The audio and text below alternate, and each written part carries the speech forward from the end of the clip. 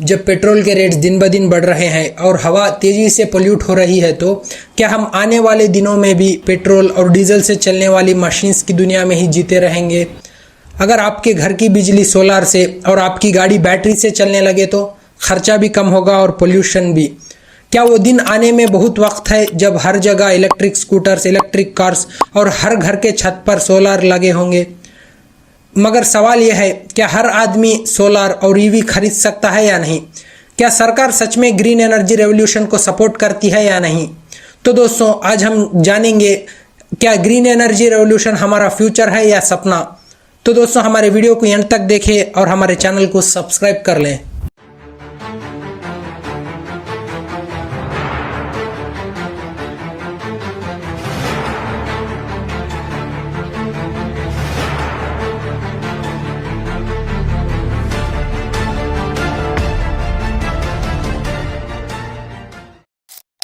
अस्सलामुअलैकुम दोस्तों, हमें सबसे पहले ग्रीन एनर्जी रेवोल्यूशन क्या है और उसके बैकग्राउंड को समझना बहुत ज़रूरी है, क्योंकि जब कोई चीज़ के बैकग्राउंड को और उसके बेसिक्स को समझेंगे तो हमें खुद ब खुद टॉपिक पता चल जाएगी। तो दोस्तों, ग्रीन एनर्जी रेवोल्यूशन एक इंसान से या एक मुल्क से शुरू नहीं हुआ। 1970s में जब सारी दुनिया के लोगों को ये पता चल गया कि ऑयल से और कोल से पोल्यूशन की वजह से एनवायरनमेंट डैमेज हो रहा है, ये सब देखकर गवर्नमेंट्स और साइंटिस्ट ने नए नए तरीके ढूंढना शुरू किया, जैसे सोलर एनर्जी, विंड एनर्जी। इस तरह पूरी दुनिया में सबसे पहले जर्मनी ने रिन्यूएबल एनर्जी एक्ट लॉन्च किया। उस जमाने में पूरी जर्मनी को ये बहुत स्ट्रांग कानून था, हर घर पर सोलर पैनल्स लगाकर नेशनल ग्रिड में बिजली को बेचना। दोस्तों, ये पैटर्न सक्सेसफुल होने की वजह से सारी दुनिया के लोग यही फॉलो करने लगे। साल 2000 में ये पैटर्न इंडिया में भी आ गया। इंडियन गवर्नमेंट इस पैटर्न की वजह से नेशनल सोलर मिशन भी लॉन्च किया। अगर हम आपकी रिपोर्ट देख लेंगे तो पूरी दुनिया में इंडिया तीसरे नंबर पर है जो सोलर पावर को जनरेट कर रहा है। ग्रीन एनर्जी का मतलब एक ऐसी एनर्जी जो नेचुरल सोर्सेस यानी कुदरती चीज़ें, पानी, हवा, सूरज और बायोगैस से चलें। पुरानी एनर्जी जैसे पेट्रोल, डीजल और कोल, ये सब लिमिटेड स्टॉक हैं।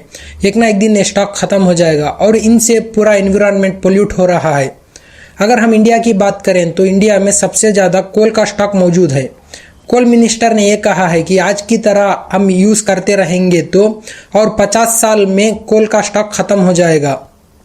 अगर हम क्रूड ऑयल की बात करें जैसे पेट्रोल, डीजल की, तो इंडिया 85% तक का क्रूड ऑयल दूसरे देशों से इंपोर्ट करता है और एक्सपर्ट्स का कहना यह है पूरी दुनिया में 1.4 ट्रिलियन बैरल्स तक का क्रूड ऑयल मौजूद है और ये 60-70 साल तक चलेगा। और दोस्तों, इसी की वजह से पूरी दुनिया आज ग्रीन एनर्जी के पीछे भाग रही है। इस रेस में इंडिया पीछे नहीं है, क्योंकि इंडिया ने भी एक टारगेट रखा है कि 2047 तक जीरो पोल्यूशन करें। आज भारत में सोलर पावर बहुत तेजी से ग्रो कर रहा है। इसको सपोर्ट करते हुए गवर्नमेंट ने भी मुफ्त बिजली योजना का स्कीम लॉन्च किया है। इस स्कीम से हर घर के छत पर एक सोलर पैनल लगेगा। अगर उस पैनल की वजह से कुछ ज़्यादा करंट यानी बिजली प्रोड्यूस हो जाए तो उस बिजली को उस घर का मालिक किसी इलेक्ट्रिक कंपनी को या गवर्नमेंट को बेच सकता है। अगर हम बात करेंगे इलेक्ट्रिक व्हीकल्स की, आजकल हम कहीं भी देखें तो हमें इलेक्ट्रिक स्कूटर्स, इलेक्ट्रिक कार्स नज़र आ रहे हैं। कुछ साल पहले बहुत लोग ये कह रहे थे कि ईवी खरीदने में बहुत महंगा है और चार्ज होने में बहुत टाइम लगता है, लेकिन वक्त के साथ साथ सब कुछ बदल गया। आजकल लोग ज़्यादातर ईवी ही खरीद रहे हैं। इसका ग्राफ बढ़ने की वजह से देश में चार्जिंग स्टेशंस भी बढ़ रहे हैं। ऐसा लग रहा है कि कुछ साल में 10-10 किलोमीटर पर एक चार्जिंग स्टेशन मौजूद होगा। दोस्तों, अगर हम पेट्रोल कार्स और डीजल कार्स, इलेक्ट्रिक कार्स का कंपैरिजन कर लें तो हमें आसानी से पता चल जाएगा कि मिडिल क्लास फैमिली के लिए कौन सा वाला बेहतर है। दोस्तों, पेट्रोल का कार 1 किलोमीटर के लिए 10 रुपये का खर्चा मांगता है और वहीं दूसरी तरफ इलेक्ट्रिक की कार सिर्फ 2 से 3 रुपये में 1 किलोमीटर तक आपको पहुंचा सकता है। इसकी वजह से ये कार्स यूज़ करने की वजह से पोल्यूशन भी कम होगा और ख़र्चा भी कम होगा। स्वीडन ने सारे देशों को हैरान कर दिया, क्योंकि वहाँ एक इलेक्ट्रिक चार्जिंग रोड बनाई जो ऊपर से चलने वाले इलेक्ट्रिक कार्स के नीचे लगे हुए कनेक्टर को नीचे के रोड्स में जो इलेक्ट्रिक राइल्स लगाई गई हैं उनसे डायरेक्ट बिजली मिलती है। जब वो कार उन रोड पर से चलती है तो ऑटोमेटिक बैटरी चार्ज होने लग जाती है। ये टेस्ट अभी भी चल रहा है। अगर ये सब कुछ सही से हो गया तो 2026 तक शुरू हो जाएगा।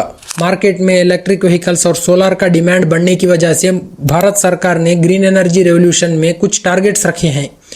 वो टारगेट्स ये हैं, क्लीन फ्यूल बनाए जो ट्रांसपोर्ट और इंडस्ट्री दोनों जगह काम आए, और इसका नाम रखा नेशनल ग्रीन हाइड्रोजन मिशन।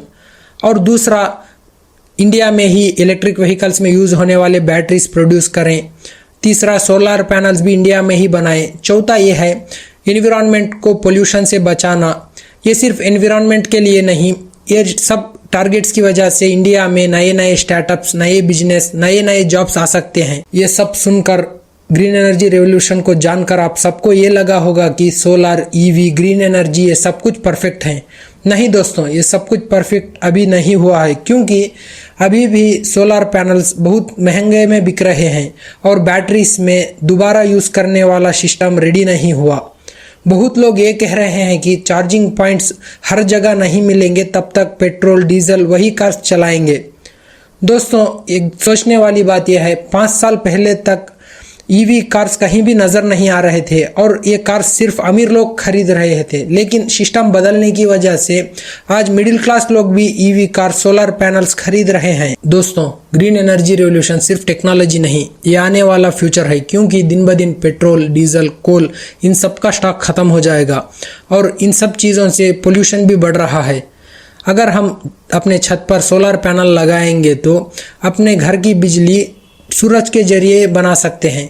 अगर हम इलेक्ट्रिक व्हीकल्स यूज़ करेंगे तो पेट्रोल के, डीजल के खर्चे से भी बच जाएंगे और पोल्यूशन से भी। अगर हम आज एक्शन नहीं लेंगे तो हम आने वाली जनरेशन को साफ हवा और साफ एनवायरनमेंट नहीं दे सकेंगे। स्टेट ऑफ ग्लोबल एयर के रिपोर्ट के मुताबिक हर साल 25 लाख से ज़्यादा लोग भारत में सिर्फ पोल्यूशन की वजह से मर रहे हैं। इनकी ज़्यादातर डेथ्स PM 2.5 पार्टिकल्स की वजह से हो रही हैं, जो छोटे छोटे पार्टिकल्स अपने नाक के ज़रिए लंग्स में जाते हैं, जो हमें दिखाई नहीं देते। तो दोस्तों, ग्रीन एनर्जी रेवोल्यूशन हम सबकी रिस्पॉन्सिबिलिटी है। अगर हम इस पर काम करेंगे तो भारत में और एनवायरनमेंट में बहुत तगड़ा बदलाव ला सकते हैं। अगर हमारा वीडियो अच्छा लगा है तो लाइक करें, कमेंट करें, अपने दोस्तों के साथ शेयर करें और हमारे चैनल को सब्सक्राइब कर लें। मिलते हैं अगले एक्सप्लेनेशन वीडियो में। जब तक के लिए खुदा हाफिज़।